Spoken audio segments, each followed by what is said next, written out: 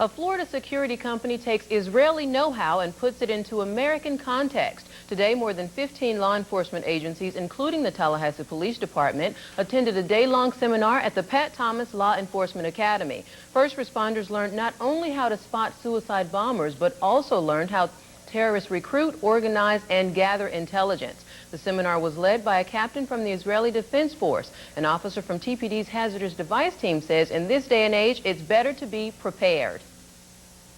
Don't just look at the large icons or the larger cities or whatever, because just as they get more training, more money, more preparation, may turn the target somewhere else. I mean, that could be Tallahassee, that could be anywhere.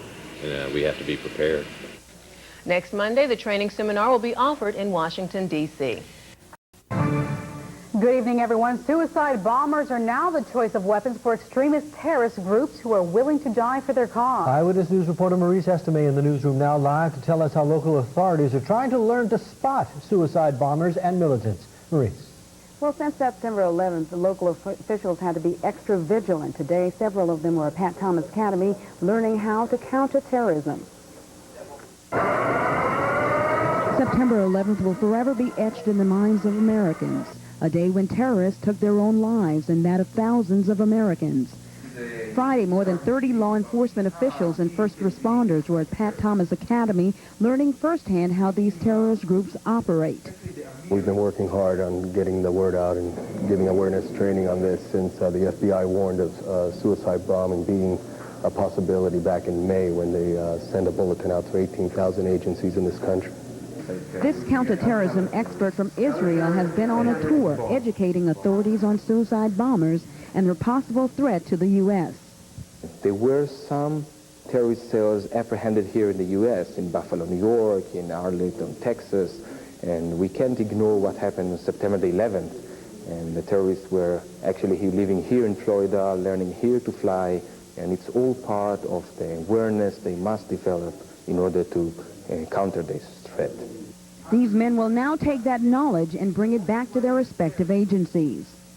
Even though law enforcement are going to be usually 9 out of 10 times the first ones there, the threat exists, and I may be called to respond to that. And knowing a little bit more, mainly history and how these people work and how they operate and what actions they take upon us may help me in the future. A future that depends not only on law enforcement, but on the public as we work together protecting this country. Now, this 10-day week seminar will wrap up in Washington, D.C. next week. So, Maurice, as you suggested, the public can play a part in all of this. How is that? Well, what they can do is keep their eyes and ears open, and they make sure that anytime they see something suspicious, they should alert authorities. This way, we can prevent another terrorist attack. Well, unfortunately, it's the reality we live in. International or even domestic terroristic threats are always possible. But those are some of the realities that a highly specialized group has to deal with sometimes in law enforcement. And today they had some special training right here in the Big Bend. ABC 27's Ty Wilson joins us now live from the newsroom with more on this training. Ty. Greg, this specialized group used one of the dorms at FSU. That particular dorm is getting remodeled. So the special response team used that building for their training. We got an exclusive behind-the-scenes look at how this special unit prepares for the worst.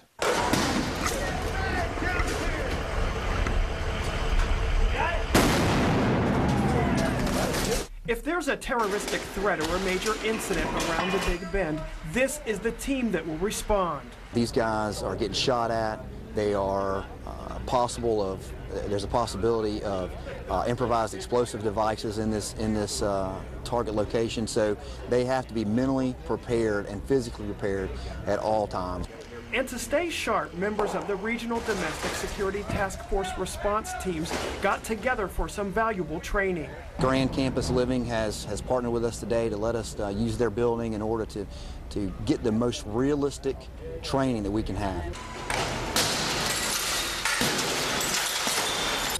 Actually breaking windows and entering into broken windows. And then another secondary hard hit on that frame. It's training that we can't pay enough for, and we can't get enough of it, because that's the real thing that we're going to do. Not every bad guy's going to open the door and let us in. And then the training intensified.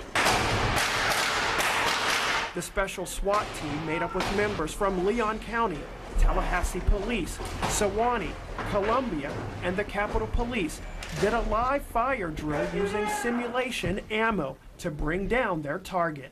And in training, the more real you are, the better it's going to be for your training, again, because you have to train like you fight, and you wear everything you're going to need that day. You use the weapons that you're going to use that day when you go out into the real scenario.